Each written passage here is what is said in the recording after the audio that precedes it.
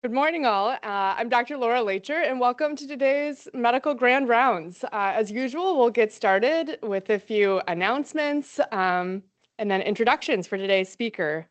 As a reminder, there is no Grand Rounds next week, May 26th. Enjoy the Found Day, coming back from the long Memorial Day holiday weekend. And then we will resume Grand Rounds on Tuesday, June 2nd, and we'll be hearing from Dr. Tyler Duffield. He will be giving a sleep psychologist perspective on the management of insomnia. Grand Rounds is now a joint effort between Providence St. Vincent and Providence Portland Medical Center. Thanks of you who are live with us here in the room, and welcome to those of you who are on the Teams Live platform. We typically meet here in person at St. Vincent's Tuesday mornings at 8 a.m. and sometimes at noon, also on Tuesdays at Providence Portland. You can earn CME credit by being here in the room, by watching live virtual, or by watching a recording of the event. And if you look at the weekly invite for Grand Rounds, it'll tell exactly where and when we're meeting, and also we'll have the link to watch the recording. I'll be monitoring the Q&A throughout the session for those of you who are on Teams Live, and we'll mostly hold comments and questions to the end of the presentation as time permits. And now I'm particularly excited to introduce today's speaker, Dr. Abby Linseth, the current chief resident here at Providence St. Vincent Internal Medicine Residency. Dr. Linseth grew up in northern Minnesota, which is in no doubt responsible for much of the grit and goodwill she brings to her daily work. She earned her medical degree from the University of Minnesota before coming out here to Portland and completing internal medicine at Providence St. Vincent, where she went on to serve as chief resident this year. Dr. Linseth has quickly gained expertise and a keen interest in medical education, and we were delighted that she will be joining core faculty for the Providence St. Vincent Internal Medicine Residency Program following her chief year. Dr. Linseth, come teach us.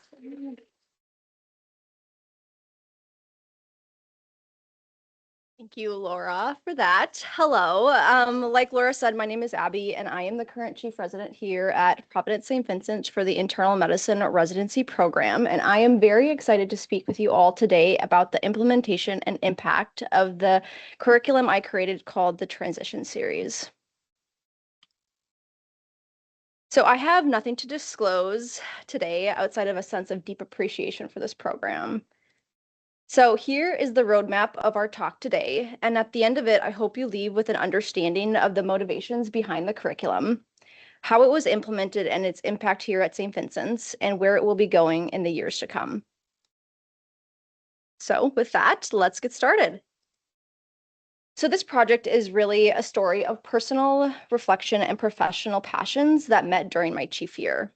So just over a year ago, I attended the annual Internal Medicine Chief Conference, where I spent a lot of time reflecting on my experience during residency and the legacy I wanted to leave as a chief. This mindset led me down the path of evaluating the support structure we had for interns transitioning to senior residents. Because personally, I felt that this transition was significantly harder than that of medical school to intern year, despite the emphasis in many programs and the medical education literature at large, primarily being on that undergraduate to graduate medical transition. When I heard this sentiment echoed by many of my co-residents, it was this and an offhanded comment by another soon-to-be chief that really birthed the idea of the transition series here at St. Vincent's. So before I jump into exactly what I did, I wanted to review what the transition structure at our program was before I became chief. So in a nutshell, we ran Code Blue and Delirium simulations in the sim lab that started spring before the transition, followed by a longitudinal mock Code Blue program. This was largely because senior residents run all the Code Blues here at the hospital. And around that same time, each class attended a chief-led transition dinner that covered a myriad of topics ranging from changes in expectation to basic leadership and teaching strategies, all over one single evening. The residents were excused from their clinical duties during this time so that they could focus fully on their upcoming roles and be together as one class. And sort of more relevant for our later discussions, we had an intern-only morning report series that ran every Tuesday from the start of the year through Labor Day during the Grand Rounds recess. And during that time, senior residents were free from didactics completely. But why really talk about this at all or bring this up? So beyond my own thoughts about the transition, there is mounting literature in the med ed realm that suggests the transition to senior resident is accompanied by significant feelings of emotional distress and overwhelm from the large shifts in clinical responsibilities and from simultaneously being a learner, leader, and educator. This very much mirrored my own experiences and those of my colleagues, making it at least important here. But at that time, I suspected it would be a sentiment shared more broadly as well. And as I said, there is a sort of relative paucity of data when it comes to the senior resident transition as compared to that one between medical student to intern, but that is not to say that there was nothing out there. And when I was thinking about making this curriculum, I spent a lot of time reading through the studies to get some inspiration and a sense of direction for it. So now I just want to spend a little time reviewing 3 of the studies that were most instrumental in helping me draft this curriculum and inspired my future plans for it. So the first study is titled Step Up to Internal Medicine, an Experiential Curriculum to Assist with the Transition of Becoming a Senior Resident. So sort of as the title suggests, this was an experiential curriculum that took place at a single academic center whose leadership realized that the intern to senior transition was underappreciated in its difficulty. So what they did is they enrolled half of their categorical interns into what they coined as their Step Up curriculum, and the other half received their standards didactics curriculum. In the Step Up curriculum, interns assumed the role of a senior resident for a day and attending for a day with attending observation and intentional structured feedback. This experience was repeated for 3 to 4 days to allow for opportunities to improve their performance prior to becoming senior residents. So the figure on the left is a model of their curriculum based on Kolb's experiential learning theory of concrete experiences followed by reflective observations, abstract conceptualization, and active experimentation. They ultimately tried to assess the impact of this curriculum based on pre and post surveys, then compared the results between the 2 groups. They found that participants of the experiential curriculum were significantly more confident in transitioning to the senior resident role, and the vast majority agreed that the curriculum helped facilitate their transition. In their intention to treat analysis, confidence in the transition was 50% in the experiential group versus 29% in the standard curriculum, which suggested a potential net benefit for this new curriculum. And I will say, although no one really asked for my opinion about this study, I suspect that if they had coupled this experiential curriculum, which primarily focused on the task-based differences between interns and senior residents, with more didactics or simulations on teaching and leadership skills, the difference in the confidence, I think, would have been even greater. But to round out the discussions on this study, despite its weaknesses, it served as a strong proof of concept that intentional planning around this transition can result in greater confidence for our residents. All right, on to the next one. So this next study, Transitioning Towards Senior Medical Resident, tried to identify the key milestones that interns should meet before they transition to senior residents. The authors did this in kind of a cool way by asking participants to sequentially rank in order of perceived importance the various competencies that mapped to the approximate Canadian version of the ACGME milestones. This process was repeated 3 times for consensus to be reached on these competencies. This was done for the purposes of resident evaluation, but also for content generation for their future pre-transition curriculum. And by the end of these 3 rounds of sequential ranking, they had identified 77 competencies their interns should meet before intern year is over. Yeah, no small feat. But these competencies were broken down into 7 subcategories as listed here with examples that the study provided for each.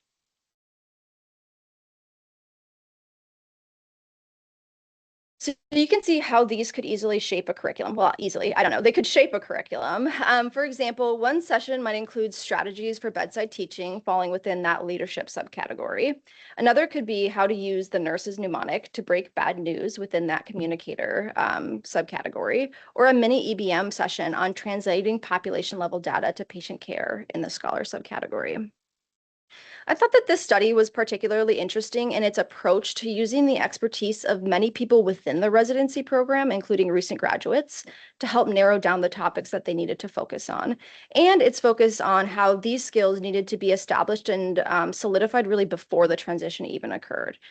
So I'm going to refer back to this study multiple times when discussing how it shaped the future plans, kind of informally, for the transition series going forward.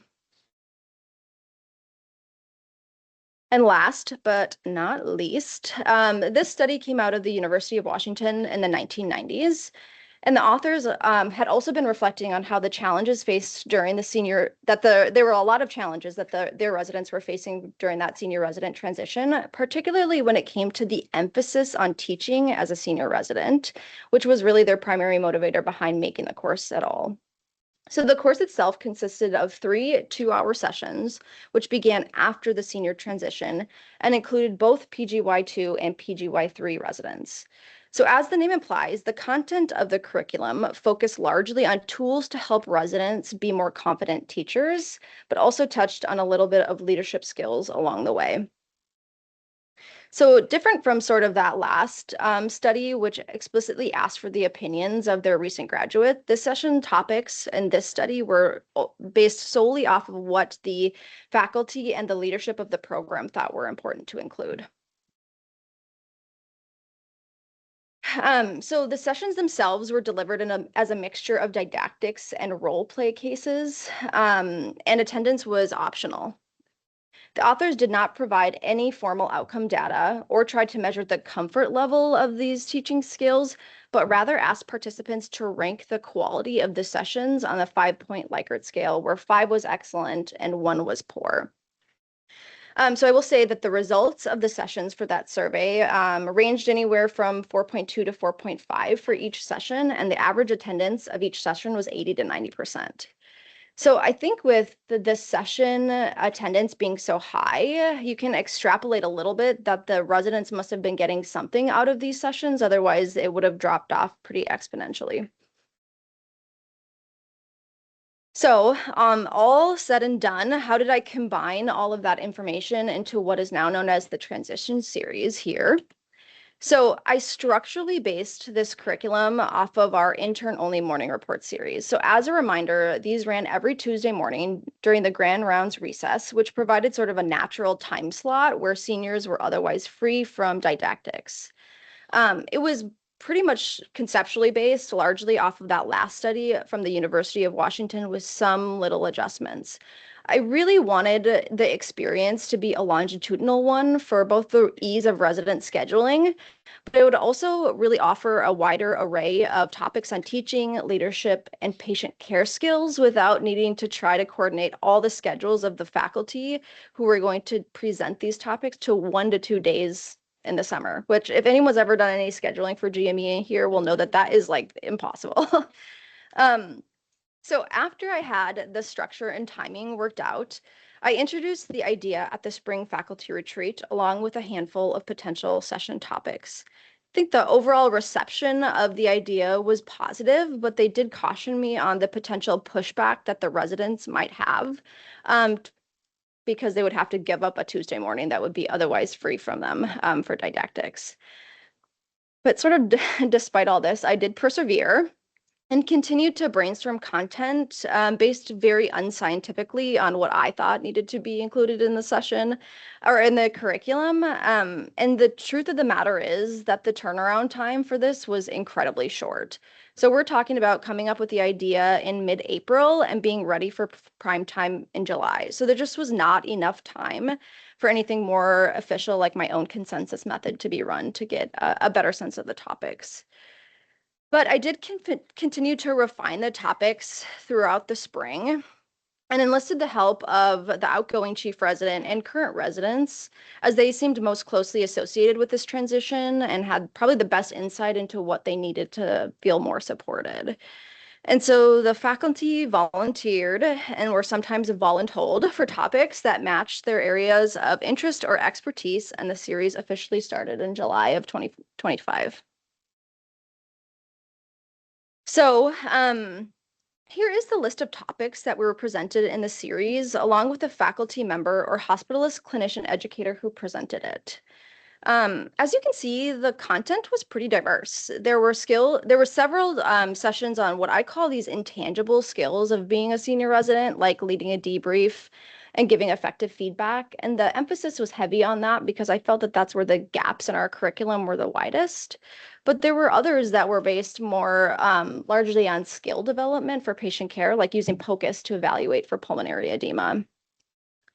And as residents, we interact a lot with learners. And although there was only one session that explicitly was labeled for teaching, I think at the center of all of these topics is really this theme of residents as teachers, mostly because that there is this expectation that the skills that the senior residents learn in these sessions will be sort of imprinted on the learners and their team. So it's like sort of within the model of the see one, do one, teach one premise. So what did these sessions actually look like? I'm going to lead us through a couple examples of what we did and what the residents actually experienced. So the first one is entitled How to Lead a Debrief. And this was spearheaded by a former chief resident, Dr. Adriana Morse, who some of you may remember did her grand rounds on this topic last year. So she first introduced the 3D model for debriefing, which is diffusing, discovering, and deepening. And then the residents were then broken into the groups of 3, where each person was assigned a specific role, either medical student, intern, or senior resident. And they worked through various role play scenarios, prompting them to actually use the 3D model for a debrief. So here's one of the cases that she gave them with the designated role of a medical student. The senior in the group would then use this 3D model in an unscripted role play scenario to debrief with the student.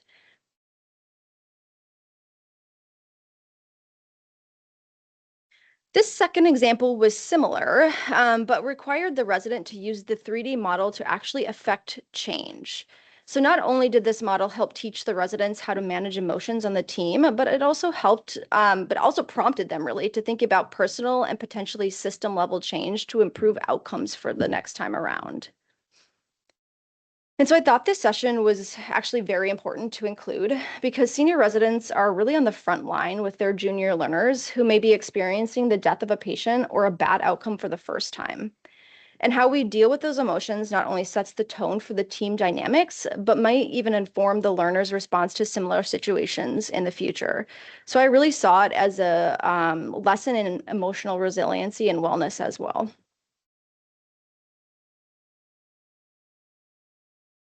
The next session is one that I led with our APD, Dr. Begg Lewis, on giving and mentoring effective morning reports. So in our program, most of the responsibility of case-based morning reports falls on the senior residents who are responsible for both teaching points of the case, including the literature review, and mentoring the intern to effectively present the case in a clear fashion. The goal of the session was really to underline the importance of interactive and manageable case-based presentations for the benefit of really all the learners in the room and for themselves. So we asked them to first reflect on their own experiences with our morning reports. What have they seen that's gone well? What have they personally done that's been more effective? And what has been less effective? And this was really to get them to actively engage in improving the educational environment of the program and reflect on their own personal practices. I will say this sparked a lot of good discussion within the group who were able to really bounce ideas off each other. We then worked through example presentations and ways to mentor the intern side of the morning report before finally reviewing some available tools to increase audience participation and hopefully retention as a result. And for those of you who are interested, here is what we came up with. And last but not least, the session that I did on a very hot button topic, potentially even more so now than it was back in August, and something that we spent a lot of time talking about here is, of course, the use of AI in medicine. I use this session as a platform to introduce how AI works and why there are concerns about it, particularly when it comes to safeguarding diagnostic reasoning and medical education. But really, it was not all doom and gloom. In addition to those words of caution, They also left the session with more concrete tools for better prompt generation that they were able to practice in real time and with some example cases. They also were able to try out some really useful time-saving AI features, like making chalk talks tailored to specific learning levels, based on this premise of good prompt generation. And as in life, change in medical education can be really hard, especially when you're asking senior residents to give up time that would have otherwise been free of didactics for them.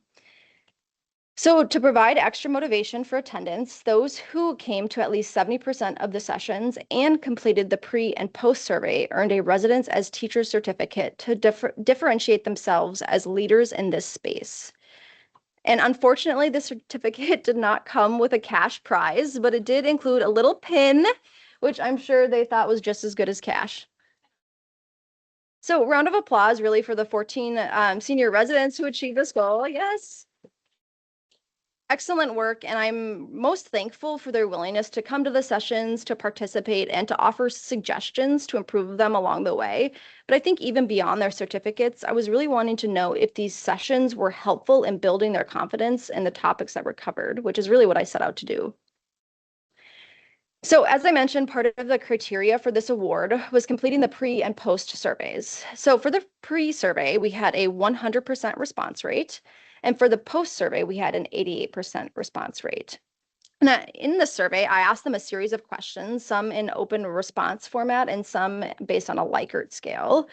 And so when asked if this series was an effective use of their time on a scale of 1 to 10, the average answer was a 7.4 out of 10. And for this question, I was really hoping for anything above neutrality. So I was happy to see that it was quite a bit better than that. And this next slide, I'm going to cover really the majority of the Likert scale questions based on comfort level within the domains that we were assessing.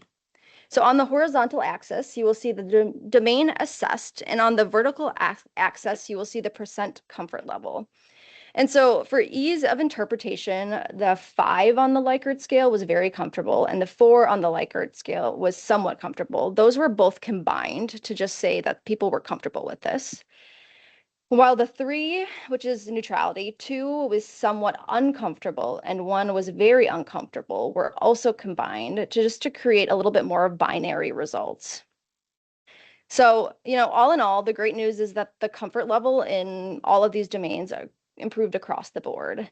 I have spent a lot of time thinking about why some improved more dramatically than others, and I really don't know if anybody has a good theory. I'd love to hear it.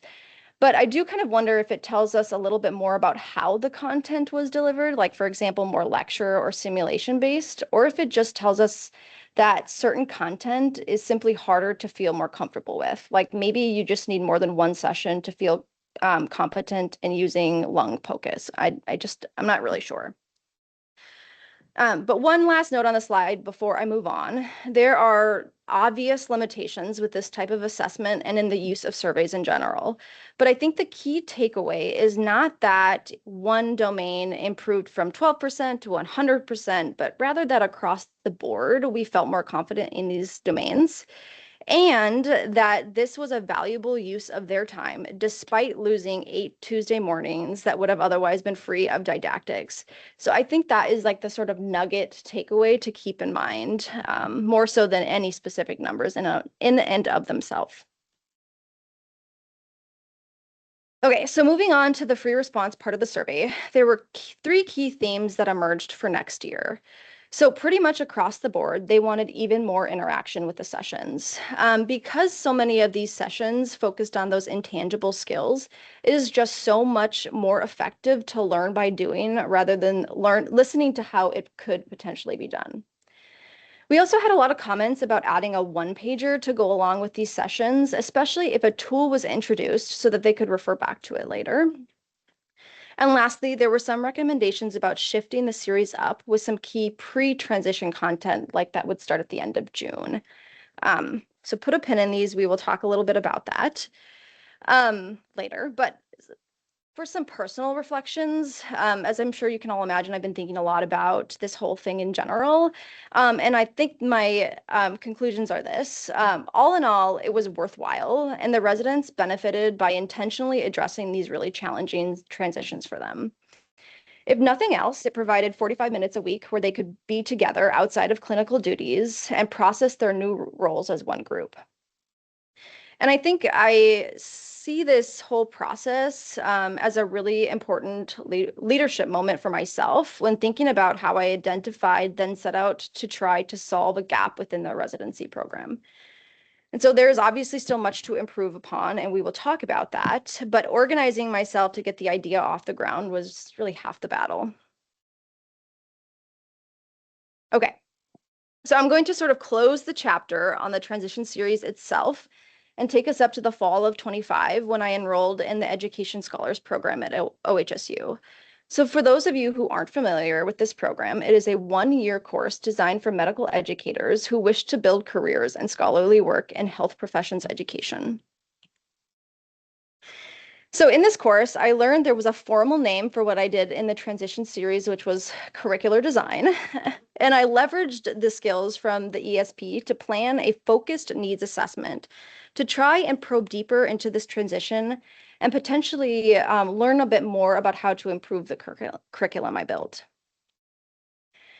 So my focused needs assessment was an anonymous survey that I sent to all the chief residents of the internal medicine programs in Portland, Oregon. I chose this cohort primarily because they were uniquely positioned to reflect not only on their own transition, but on that of the interns who transitioned during their chief year as well. And it was also a just much more manageable cohort to survey, as there were only 8 other chiefs besides myself versus the well over 100 internal medicine residents in the Portland area that I would have had to try to wrangle to get the survey done.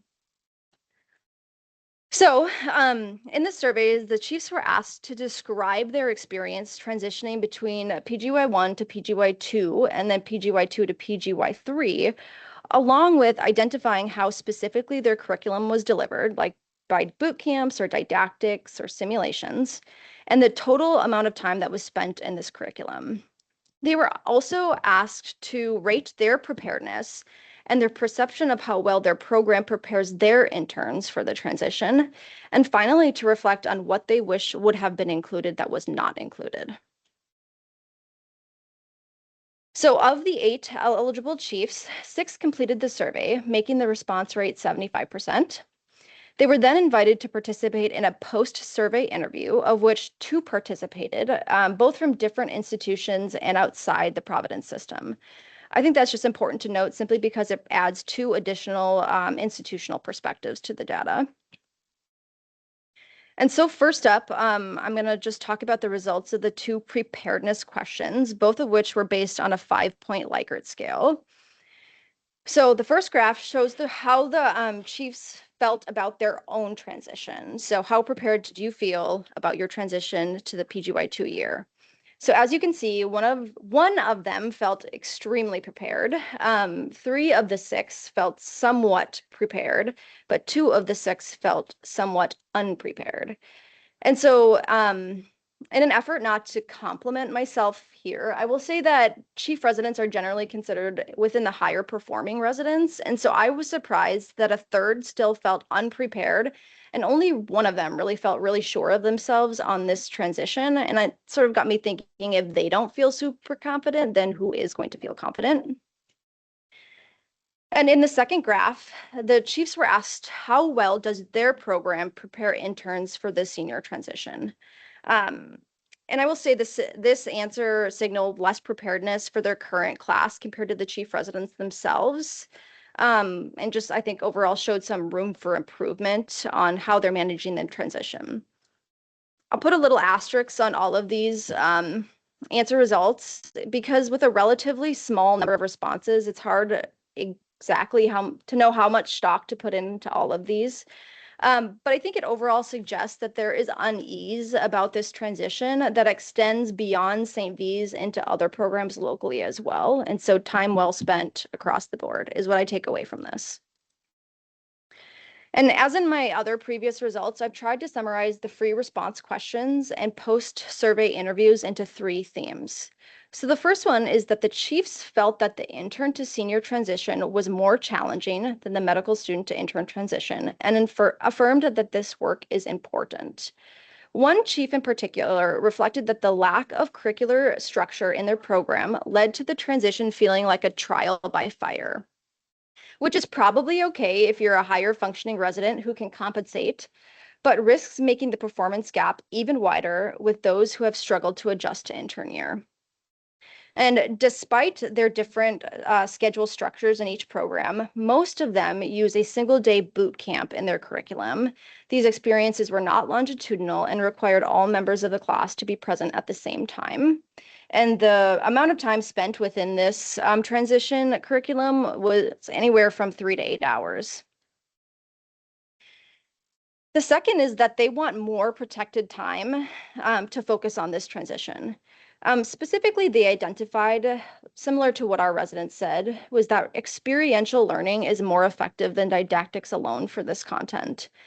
So some programs out there were already utilizing simulations for patient care activities, like being the acting senior on the team before the transition. And some were using it in their code blue or critically ill patient scenarios. But regardless of how simulation was being used, they wanted more of it. And the last was that graduated responsibility, when possible, helps facilitate successful transitions. And they, to be explicit, did not mean that this had to include massive restructuring of wards teams at the end of the year, which involves a lot of legwork. But it also included things like strategic scheduling of stronger interns on inpatient teams at the beginning of the year, sort of increasing patient loads in the clinic at the end of the year, at the end of the intern year, and protected time for instruction on senior skills, but before being thrust into the new role, as we've been talking about this whole morning. So their definition of graduated responsibility did vary based on the specific programs, but there was clear consensus that it was appreciated and it was helpful. And just the last note on this slide is that one chief wisely put it that intentional focus on the PGY2 transition makes the transition to PGY3 much smoother, where third-year residents can focus on the refinement of these skills in their final year versus experiencing any massive new changes in their clinical responsibilities. They also identified some clear barriers that exist in this work, which I again broke into 3 big buckets. So the first one is the perpetual barrier of time, not only in creating and refining these curriculums each year, but also in finding the actual time within the day to fit this curriculum in around all the other learning and patient care that's happening. The second barrier is program size, which relates a little bit back to protected time. But both larger and smaller programs struggled with getting all of their senior residents in one place at one time with enough warm bodies left over to still staff their inpatient teams. And this solution, just being a little bit of solution minded, this problem requires unique solutions that are very program specific, and I don't think are going to be fixed with a one size fits all, unfortunately. And this last one is variability. So they meant this by both variability in scheduling. So residents are sometimes on night flow, residents are on PTO, believe it or not, residents are rotating off the site and unavailable. And variability in learners being ready to make this transition all at the same time pose challenges for making this type of transition curriculum work. But in spite of all these things, I hope I've made the case of why it's important to commit to overcoming these challenges and making it work in some way, shape, or form that will look differently for everybody. So I'm happy to announce that this curriculum will live on past my chiefdom with some very valuable lessons learned from our own residents and from the chiefs who participated in the focus needs assessment. In our last bit of time together, I'm just going to cover what the future has in store for what we're calling the Transition Series 2.0 and how we will be incorporating some of the valuable feedback that we got. So there were 5 things that stood out to me as I worked my way through all the survey data, the casual conversations I was having with the residents, and the content I learned surrounding adult learning theory in my ESP course. So the first thing is it needs more simulation, and not just lab-based simulation, but role play and case vignette simulations, like in that debrief session we went over, to get people using the skills we are introducing to them. So one concrete way we're integrating more simulation is through the work the incoming chief resident, Dr. Matthew Moritz, is spearheading on our rapid response simulation. So along with 2 of our hospitalist faculty, Dr. Moritz will create decompensating patient scenarios that residents will work through to address key skills in critical illness triaging and escalation of care. These simulations will span 2 sessions so that each resident has a chance to be the leader in the simulation. So, for example, how we're imagining this working is that for the first session, half of the group will be in the simulation working through these rapid responses, while the other half will be taking part in a completely different didactic session. And for the second session, these groups will simply switch so that everybody has a chance to do it, including those who are out on PTO, including those who are potentially on night float. So numbers 2 and 3 on this list probably don't need a ton of explanation outside of some topics will stay, some will be refined, and some will be dropped altogether. And this decision will be based pretty primarily on the pre versus post survey data and discussions with our outgoing chief resident on what their perceived interest or what they're perceiving needs to be covered the most. And number 4, this PSV MC consensus method is part of my like 2-year plan for this curriculum. As I'm starting on faculty in July, I plan to run my own consensus method to try and plan topics more scientifically by asking our residents, both current and recent graduates, to sort of sequentially rank what topics they think are most important. And I will sort of tiptoe around saying that we very much love and appreciate the expertise of the faculty and will take their consideration into, but I really think it's the people who are closest to the transition who have the best understanding of what they actually need to improve. So please answer that survey for those residents in this room. All right. So yeah, right after this, we're going to get started planning the schedule for the next transition series. But here are the general topics that I have been brainstorming, both based off of what we did last year and sort of 2.0. Dr. Griffith is laughing because she didn't know she was going to be doing another one. Yeah, definitely not final, but just some things I'd been reflecting on. And this last one on adjusting the start time up for some pre-transition content is just going to need a little bit more brain power from me to pull off. And this really has to do with the kind of the strangeness of our scheduling in that the last week of the intern schedule is everybody has off for PTO. And so it might be a little bit awkward to sort of start it and then everyone have a week off break and then resume again. But I think it probably won't be that awkward. And if we can work it around the transition or the grand round sessions, we should be fine. So I think that won't happen this year, but will happen next year. And I've been sort of alluding to this entire morning, but the use of a survey as a tool of measurement is inherently flawed. But there are definitely ways to improve its validity and accuracy. And so I wanted to just call out what probably people are thinking is that the pre and post surveys I used in this curriculum were incomplete, imperfect, and would definitely benefit from revision. To be honest, I was just doing my best, but now I have more tools.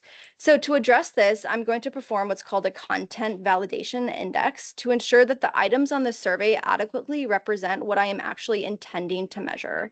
So I did do a mini version of this for the focus needs assessment that I sent to all the chiefs, but essentially it includes generating questions for a survey, identifying reviewers for those questions, and then having the reviewers rate each question on a numeric scale of 1 to 4 based on its relevance, and then calculating the average rating for each one of those questions, and then really revising the questions, revising or removing the questions that fall below the defined threshold, which is kind of a technical thing, but varies based on the number of reviewers. So that is one way that I'm planning to sort of give more validity to the survey tools that I'm going to be using from here on out.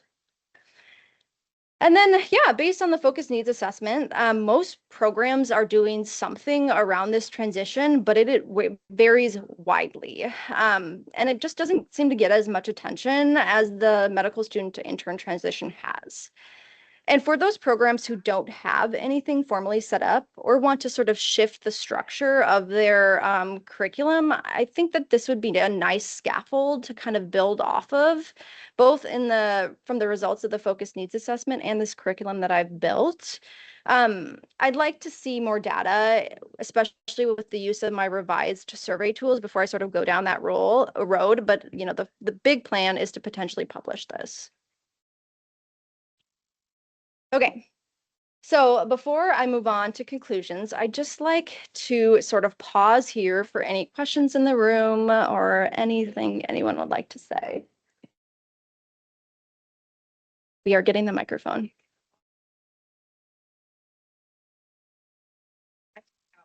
Yeah.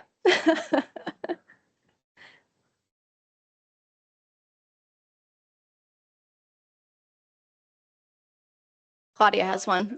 Of course. What a surprise. This was fabulous. Thank you. Thank you so much for doing this. I can't believe it took us this long to think that this needed to be done. Since I felt similarly with my transition from intern to second year. So I have a lot of thoughts running around, but one is, the hard transition is for the rising R2s. Yes. But you included the rising R3s. Yep. And I'm just wondering your thought, and that was probably easier to do because they hadn't been through it before. And I'm wondering if you have thoughts. I could imagine maybe they won't feel it's as useful, but actually their insight would be incredibly invaluable. Yeah, we've definitely thought about that, especially when we're thinking about the sort of longevity of this Residence as Teachers Award. And so I think that's probably part of the importance of having a like 2-year rotation on some of this content. Some I think like needs to be done every single year because you can hear things multiple times and still not get it, like the feedback session. But there's definitely something to be said about maybe repetition of these sessions might lower the attendance a little bit. And that's something I'm going to have to ask the residents about to see whether or not they care at all. It's been a year. Are they going to remember? And these sessions will look differently as well based on the feedback we've received with a lot more interaction. So yes, but more to come.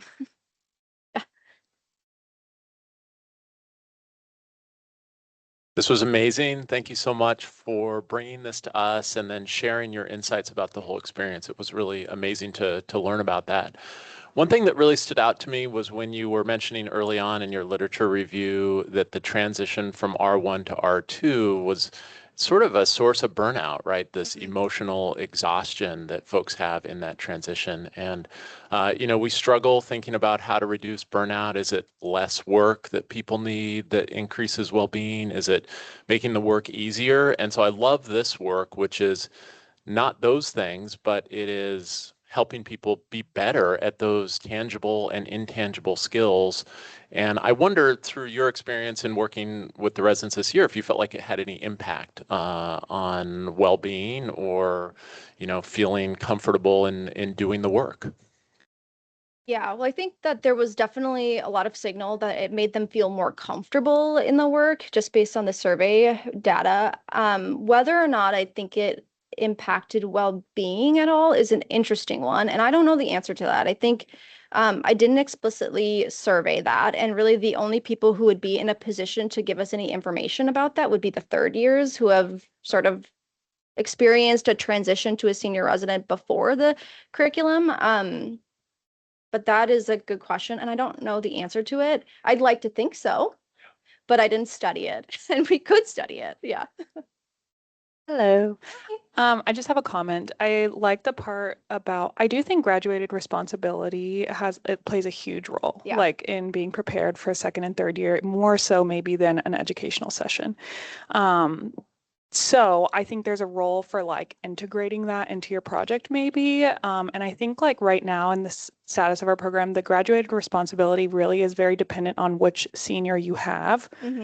Like, you know, whether they allow for that, whether they give you too much, whether they take off some of your plate so you can do some of those senior, you know, it's very variable. So this might be a little bit convoluted, but I think like instructing the R2s and the R3s on how to do graduated responsibility with their interns in a more formalized way would be like really valuable. Yeah, I think that is an excellent point. And I will say that I learned a lot from the legacy program that does a little bit more of this in town, both at the conference we just went to and with talking with their chief, and that they do something very similar to that step up curriculum where interns are sort of running their service, I will say, and without the senior there. And of course, with more input from the attending. But it is a skill as a senior resident to be able to adjust the autonomy that you give to your interns based on their skill level. And I've thought a little bit about, so like my plans for this program kind of fit within like a 1 year, a 5 year, and a 10-year bucket. And like longitudinally, I would love for this to be something that doesn't just happen at the start of the year, but is touched again on later throughout the year, because there are different and unique transitions that are happening along the way. Your intern's skills that you will need are obviously very different at the beginning than at the end. And so I think even more longitudinal curriculum is sort of like my long term plan.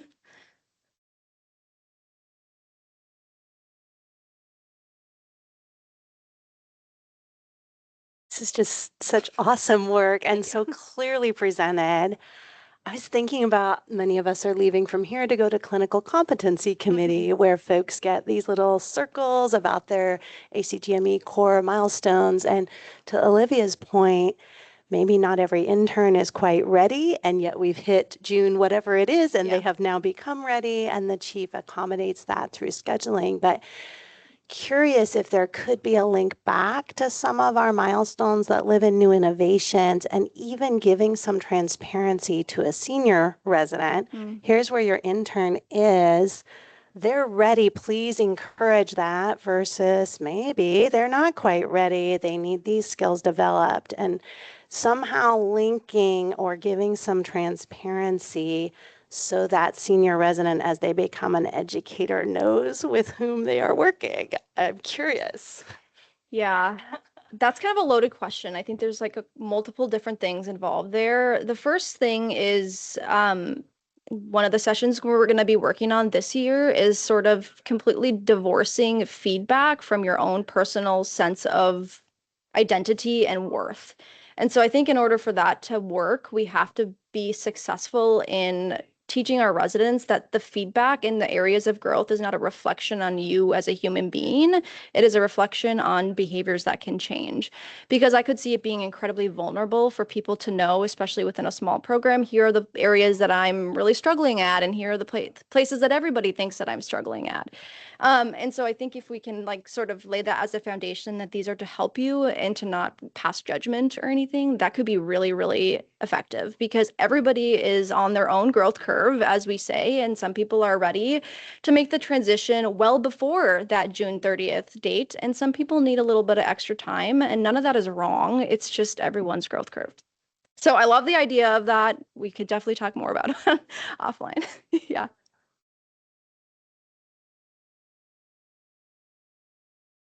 Okay, I have a question. Yeah.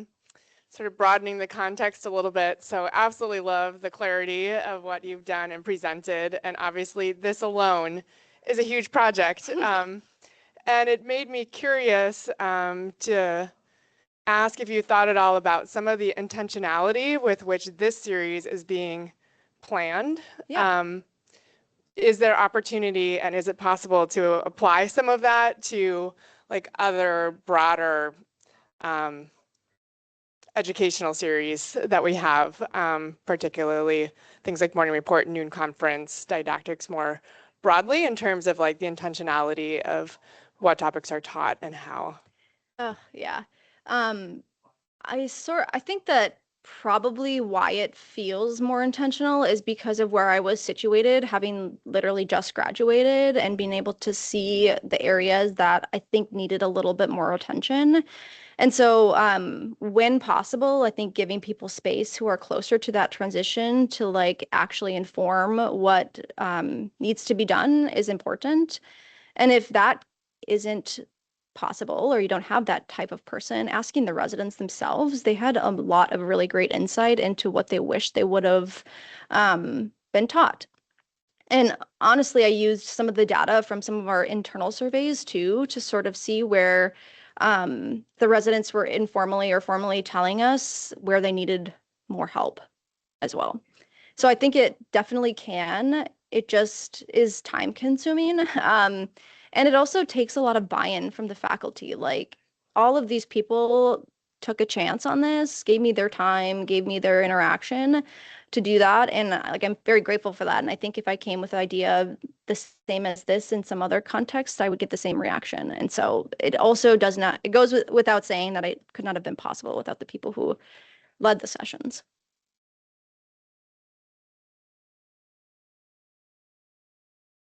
All right, well, let's lead to the conclusions.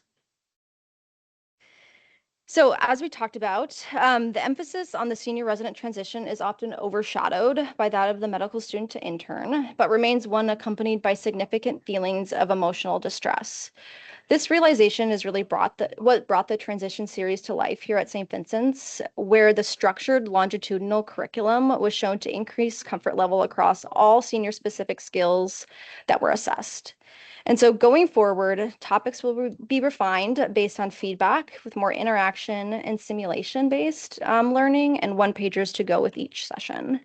And so before I leave us today, I just wanted to say a very special thank you to these people here. Beth Morris, who specifically scrambled to get us physical space for all of these sessions, sort of at the end of at the last minute. Our program director, Dr. Jeff Euchre, who like without his mentorship, this could not have been done. And I'm so thankful for him. And then all the people on this list who led sessions, thank you very much. And of course, to all the residents who participated in this. So thank you.